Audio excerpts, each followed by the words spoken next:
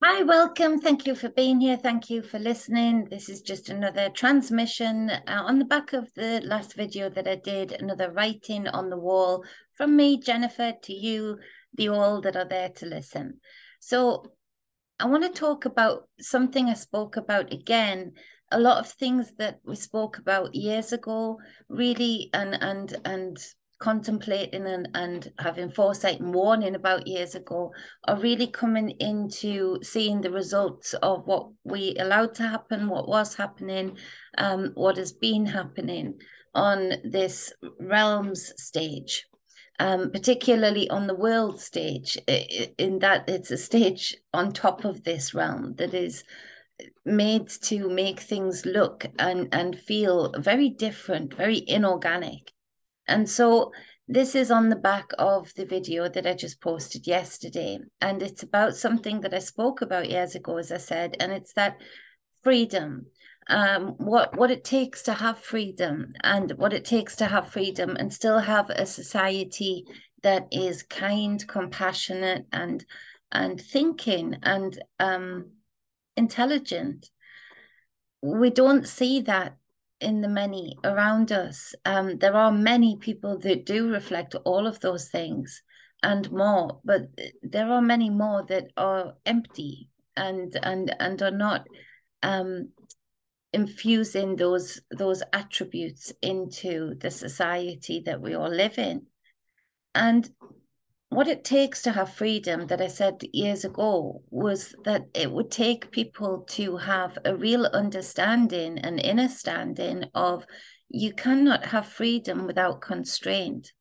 And on the back of speaking in the last video about this old age, the Piscean age, where everything is in the deep, it is very different. It presents very differently.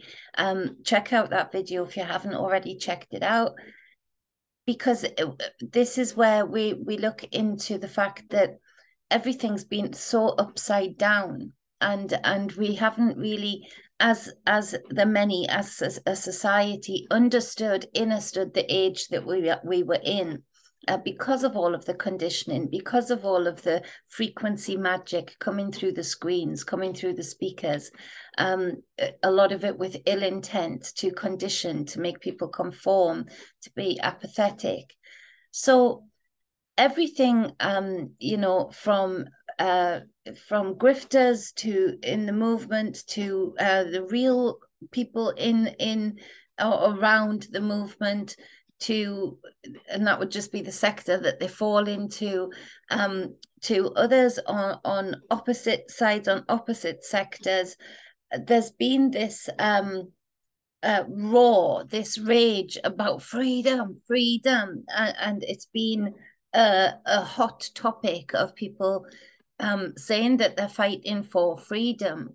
But I've seen, especially in the movement and in the political sector, it's, which are two and the same, one and the same, is that there is this contradiction, because there is this want for freedom, and there is this projection that actually we've had less freedom in the last few years than we've ever had before, that freedom has been taken away, when in that illusionary age, with everything being upside up, upside down, inside out, distorted in the ripples of the deep subconscious oceans, this is where we see that actually we have been given over the last few years more freedom, more abilities to go against the systems that we say are imprisoning us or oppressing or suppressing us,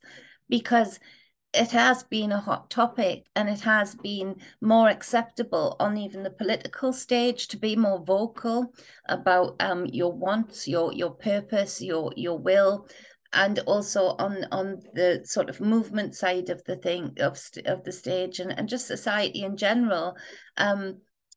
There's been, because it's a hot topic, there's actually been more freedom, We look at the fact that we don't see riots on the street every day. We don't see streets burning.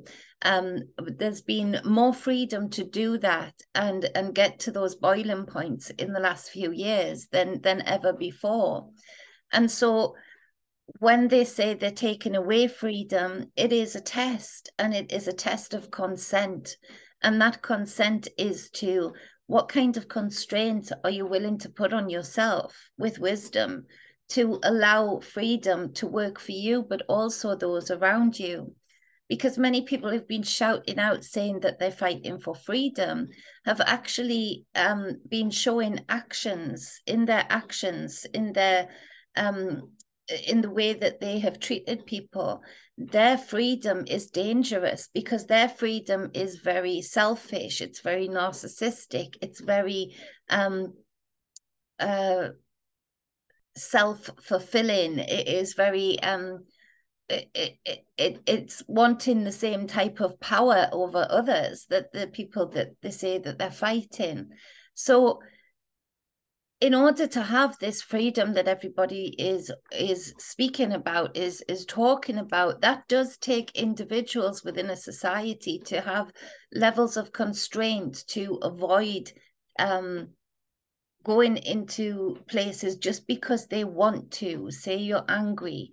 Again, that assault, it's been bringing relevance to a lot of things right now, in that woman has been like that the whole time. You can feel it from her. She's been violent, triggered. She's been that way. But previously, there has been policing and certain rules. Before the whole COVID thing, there were certain rules that the police would come out and they would deal with things differently, that there would be some kind of consequences. And it shows that actually those are the only things that were giving that woman any kind of constraint.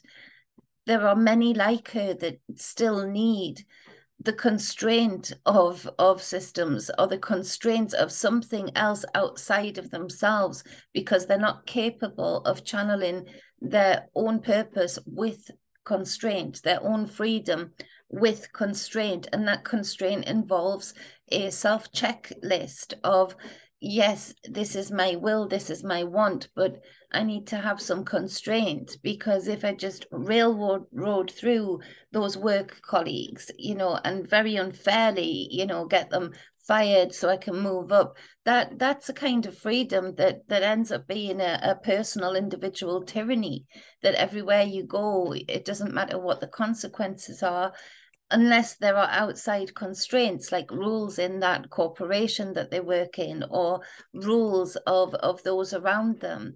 And so we see that actually this test that has been carried out over these last few years has given them a great reading of the fact that they can very much say in a valid way right now that there is a need to protect the vulnerable, and just to protect others in general from many individual under the cape dictators that actually would love to dictate everybody's life that is involved with them, that would love to be on the top of the list every time, that would love to not feel the consequences of their own actions. There are many people that actually have shown themselves in this test period to have very little inner constraint, to have very little self-checklists, to have very little capacity to self-reflect and be able to allow themselves to move freely in the way that feels free to them, without impacting other people's freedoms. Because if you say you're fighting for freedom, then you have to also recognize that other people's freedom looks different. Other people's freedom will manifest differently because of the types of individuals that they are, the individual beings that they are, their individual purpose.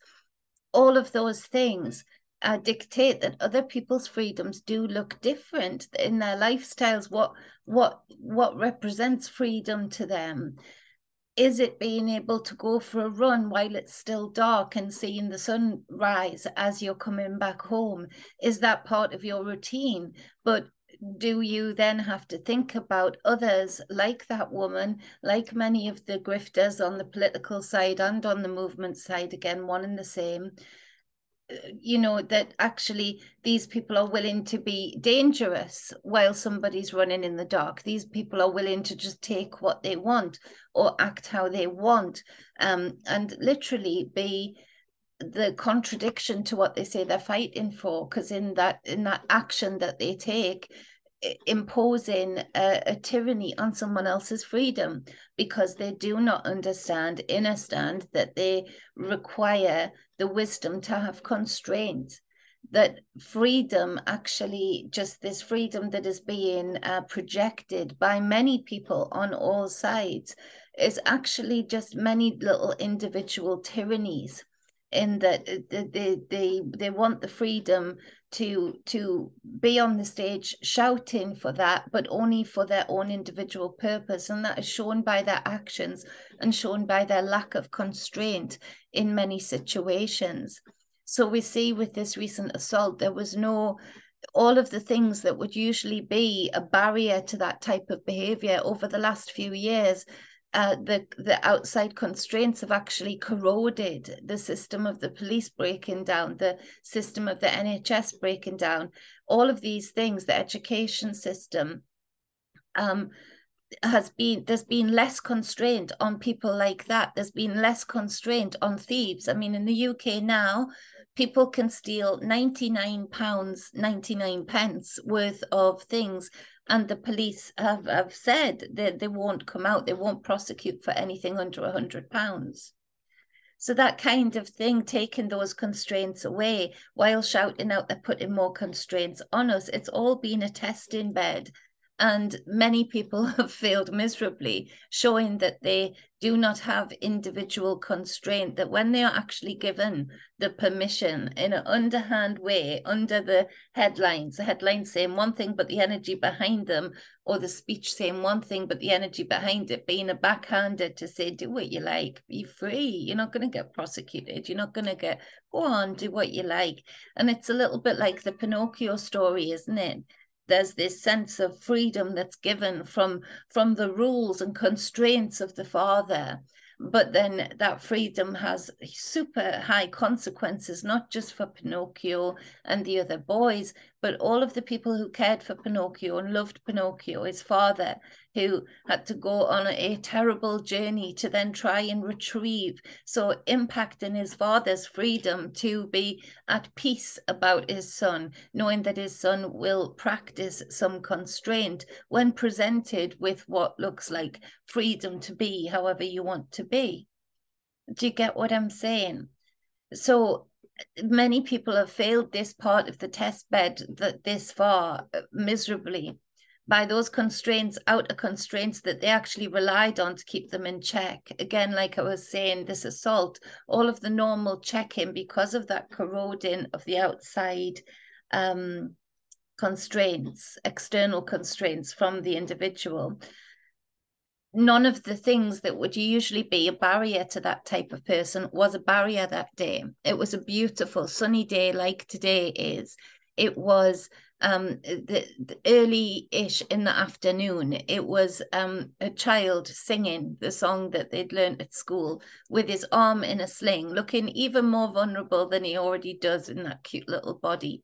There was birds singing. Everything about it should have shown that, you know, the child being present, the time of day, all of those things that shouldn't matter but do, that are usually barriers to people acting that way in the bright light of day. That external constraint not being imposed on her has actually lulled her into a sense of freedom where she can act that way with no constraint, because the micromanaging of these external systems that have for years micromanaged us and then actually just let go, for those that actually have then devolved and started relying on outside forces, outside external constraints to tell them how it is right to act, to tell them how it is right to go forward with deals, contracts, relationships. All of these things have disappeared. They've gone, and people have had a choice. They've had more choice than ever before. Again, the headlines and the mandates making it look like there is more constraint, when actually they have systematically in the Western world made sure that the systems themselves have gone up. So it's gone from micromanaging many constraints on the external of the individual, outside of the individual, to all of a sudden the handcuffs being taken off. And people have had that individual choice of how they represent themselves and go forward with those cuffs off, with those outside constraints released. And the test has been that the streets are getting more dangerous. People are showing very little constraint in their want for their freedom. They're showing very little thought about how they are impacting on another individual's freedom. So it's really important for us that we clarify this with people, and that we think deeper, that we keep drawing out of this deep, dark age, the upside downs, the mirror images, and flip them around and dig deeper into them and see what we can draw from them. Because it is going to take a level of individual ability to have constraint in order to create any kind of resemblance of a free society where the most precious and vulnerable are safe. So it's something to contemplate, that and this is something to draw from that age that I spoke about on the last video, in that all is not as it seems. What can look like is coming from a place of light has been a test bed, a distortion, and people have acted the way they've acted, and they've sort of shown their cards of how evolved they are or how not evolved they are. It takes a lot to keep that constraint for some people when those external handcuffs, those external constraints are released or taken off. It takes a lot to not just step into what is thought to be freedom, what is thought to represent freedom, but actually is tyranny. There's a very fine line of what freedom is. I don't want absolute freedom ever to do what I want to do when I know it's going to impact another. I need to go away and do it somewhere else, or I need to rethink it, or I need to be careful. There's like that responsibility, isn't it, for our children? They have got a responsibility to not gaslight their parents, to not, because the kids have been given so much manipulated cuffs off, lack of constraints in the schools, in the medical industry in particular. They've been given the ability to make choices that they're not even old enough to contemplate or make choices on. They're being pushed to make very adult decisions. They're being conditioned to say, you can be whatever you want to be. Well, of course, that's confusing. Of course, that's taken the rug of the foundation from under their feet, because, you know, kids are on this fast-paced exploration of self. And if you've got projections being given to you in the form of freedom to even choose to be a different gender, again, bringing gender into an ideology of, you can just make it up as you go along. You can just make it up and say you've got a anxiety about this, so you've got and the authentic anxieties get ignored, and these fishing rods that are dangling around our kids all of the time, saying you can have the freedom to choose this, take a bite of this line, take a bite of this line. you know, again, pulling the rug of knowing thyself from under their feet. So it is important that we instill this in our children, that they do have to have a level of constraint. You know, they do have to have a level of self-responsibility. I realize as a single mother, I'm always having to recalibrate and rethink with the boys. There is a level of missing the testosterone in the house to create that balance. This morning, Theodore sneaked around last night while I was asleep, but pretended to be asleep, sneaked around, and I woke up early hours of the morning and he was awake. And I felt awful with his beautiful little face this morning, all puffy and tired. And obviously he was crying because he was upset. He hadn't had enough sleep. But I had to say to him, I've got to send you in to be able, you have to feel the consequences, Theodore, of your decision to push your freedom to the extent of where you've impacted me.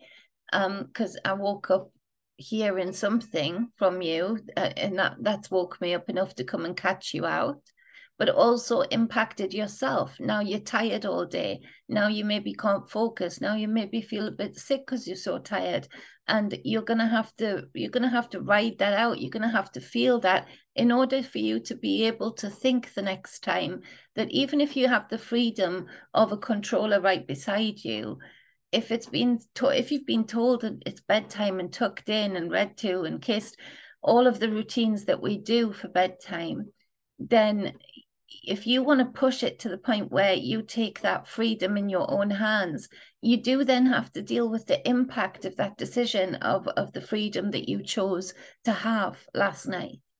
And so it was difficult because, you know, there's this cute little face, really tired, but he pulled it around.